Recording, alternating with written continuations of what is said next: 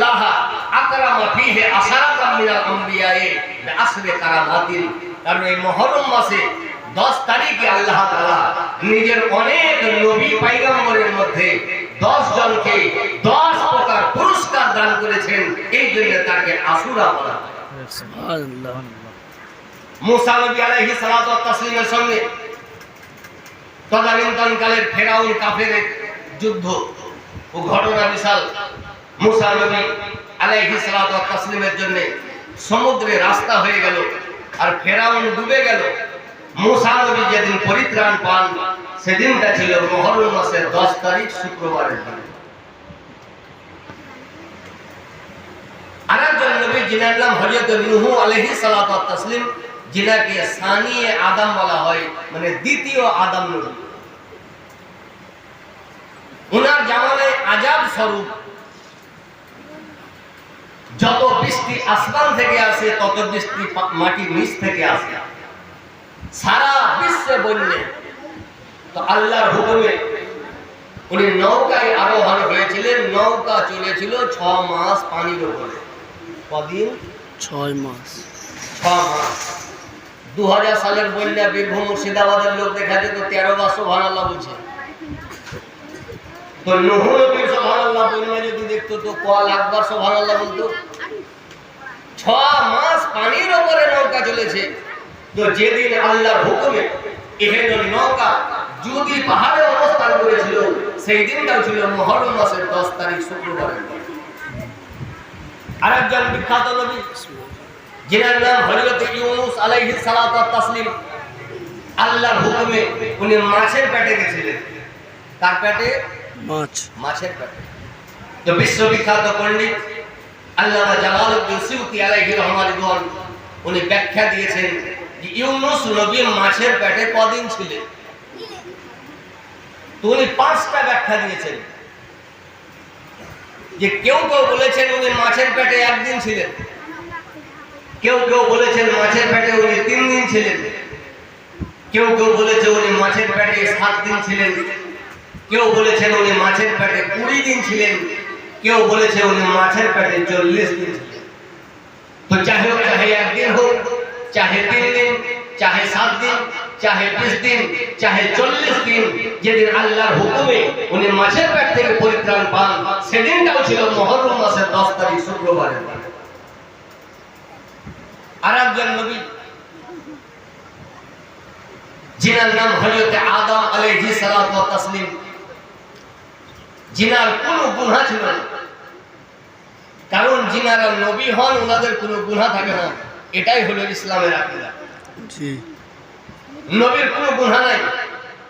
গুনাহ না থাকা সত্ত্বেও, নিষ্পাপ হওয়া সত্ত্বেও, মাসুম হওয়া সত্ত্বেও আদম নবী আলাইহিস সালাতু ওয়াত তাসলিম দুনিয়াতে এসে আল্লাহর কাছে মুনাজাত করছেন যে হে খোদা আমাকে maaf করো। তো যিনার গুনাহ ছিল না উনি আল্লাহর কাছে ইস্তেগফার করছেন, আর আমাদের মাথা চুল পর্যন্ত গুনাহতে ডুবে আছে, একবারও তওবা করলাম না। কারণ মানুষ তো ভাবছে যে ট্রেনের টিকিটের মতন জান্নাত পাওয়া যাচ্ছে। তো উনি দীর্ঘদিন দোয়া করার পর আল্লাহ তাআলা ওনার দোয়াকে কবুল করলেন।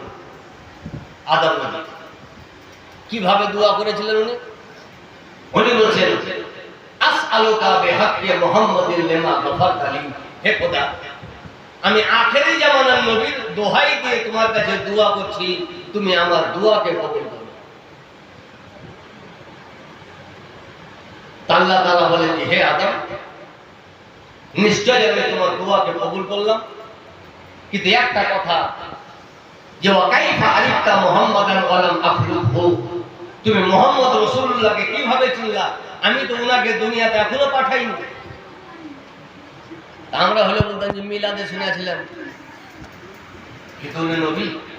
উনি বলেন ইয়া রাব্বি লিআন্নাকা লাম্মা খালাকতানি বিয়াদিকা ওয়া নাফাখতা ফিয়া মিন রূহিকা রাফাতু রাসি ফারাআইতু আলা কাওয়াইমিল আরশি মাকতুবান লা ইলাহা ইল্লাল্লাহু মুহাম্মাদুর রাসূলুল্লাহ ফালিম তো ইন্না কালাম তুজিব ইলা ইসলাকা ইল্লা হাব্বাল খালকি ইলাইকা।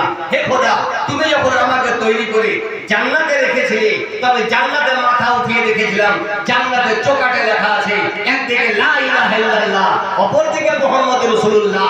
আমি ওখানেই বুঝে গেলাম যে তোমার নাম যেমন গুরুত্বপূর্ণ, তোমার নামের পাশে দিনার নাম আছে, এটা কোনো ছোট নাম নয়, ইনিও গুরুত্বপূর্ণ নামের অধিকারী। এই জন্য উনার ওসিলায় দোয়া করছি, তুমি দোয়া করো। ফারাজি হলে ফতোয়া দিত, লামো ঝাঁপি হলে ফতোয়া দিত। আজকাল বাংলাদেশের কিছু মৌলবি দাঁতে নিয়ে ওরা হলে ফতোয়া দিত যে ওসিলা দিয়ে দোয়া চলবে না। কিন্তু একজন নবী, আমার নবীর ওসিলা দিয়ে দোয়া করছে, আল্লাহ বলছে সাদাক্তা ইয়া আদম, হে আদম তুমি ঠিকই বলেছো। উনার যদি দোহাই না দিতে এত দোয়া কবুল হতো না। আর উনাকে যদি আমি তৈরিও না করতাম, তো আমি আদম তোমাকেও তৈরি করতাম না। তো আদম নবী আলাইহিস সালাতু ওয়াস তাসলিম আমার নবীর দোহাই দিয়ে আল্লাহ উনার যেদিন দোয়াকে কবুল করে, সেই দিনটাও ছিল মুহররম মাসের 10 তারিখ শুক্রবারের।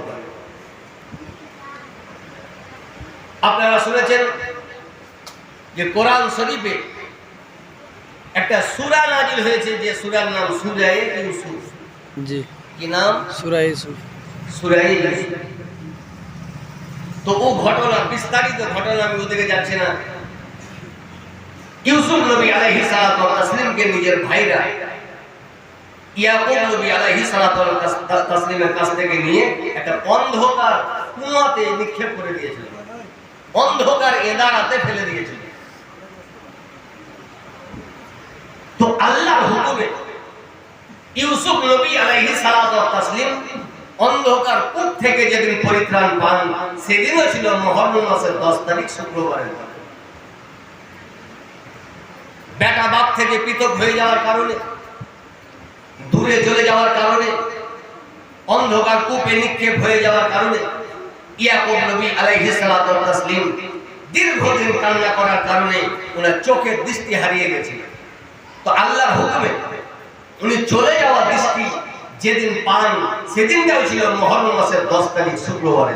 সুবহানাল্লাহ। ঈসা নবী আলাইহিস সালাতু ওয়াস তাসলিম আল্লাহর হুকুমে যেদিন জমিন থেকে আকাশে উঠে যান, সেদিনটাও ছিল মুহররম মাসের 10 তারিখ শুক্রবারের দিন। ইব্রাহিম নবী আলাইহিস সালাতু ওয়াস তাসলিম দুনিয়াতে যেদিন জন্মগ্রহণ করেন, সেদিনটাও ছিল মুহররম মাসের 10 তারিখ শুক্রবারের দিন। এই হলো গুরুত্বপূর্ণ ঘটনা, একই দিনে ঘটেছিল, একই তারিখে ঘটেছিল। এই জন্য এই দিনটাকে ইয়াউমে আশুরা। কিন্তু এই হলো সমস্ত ঘটনা মানুষ ভুলে গিয়ে একটা ঘটনা আপনার কাছে, আমার কাছে, সারা বিশ্বের মুসলমানের কাছে স্মরণীয় বরণীয় হয়ে আছে। সেটা হলো এই যে মুহররম মাসের 10 তারিখ ইসলাম বাঁচাবার উদ্দেশ্যে নবী বংশের আহলে বাইত কারবালার ময়দানে নিজের পবিত্র জানকে উৎসর্গ করে দিয়েছিলেন। সেদিনটাও ছিল মুহররম মাসের 10 তারিখ শুক্রবারের দিন। তাহলে এহেন দামি দামি জিনিস ভুলে গিয়ে একটাই ঘটনা আমাদের মনে আছে। তার কারণটা কি? যাকে জিজ্ঞাসা করবেন যে মুহররমের 10 তারিখ কি হয়েছে, তো বলে ইমাম হোসেন কারবালাতে শহীদ হয়েছে। তো ইমাম হোসেন কারবালাতে শহীদ হয়েছে, আর ওর ভক্তরা জমিপুরে শহীদ হয়েছে। আবার কেমন ভক্ত যে তালুয়ার আছে তো গলাতে চালাইতে পারে না? ভক্ত না অন্ধভক্ত আল্লাহ জানে। কে বলেছিল যে অবেশ করে নবীর প্রেমে দাঁত ভেঙে দিয়েছিল? তো যাই হোক, ঘটনা যদিও মিথ্যা কথা এগুলো, হ্যাঁ, কারণ নিজের জানকে কষ্ট দেওয়া হারাম, সুসাইড করা হারাম, আত্মহত্যা করা হারাম, টেনে জান দেওয়া হারাম, গলায় দড়ি যতই আত্মহত্যাতে যা যা করছে সবই হারাম। তো নিজের দাঁত ভাঙাও হারাম। কিন্তু প্রচলিত হয়ে আছে সমাজে এগুলা ব্যান্ড, মৌলবি দূরের কথা, রাজ্য সরকারও পারবে না ব্যান্ড করতে, ওটা চলবে। ইয়াবা কোন ভক্ত যে ওনারা তো নিজের আল আওলাদ, নিজের ছোট ছোট সন্তানকে ইসলাম বাঁচাবার জন্য কারবালাতে শহীদ করিয়ে দেবে। তো তোমরা দু চারটা শহীদ হও, তবে তো মজা লাগবে যে হ্যাঁ যারা শহীদ হইল। প্রত্যেক জায়গাতে কারবালা বানাচ্ছে, যে প্রত্যেক জায়গাতে কেউ যদি কাবা বানাইতে চলবে? হ্যাঁ,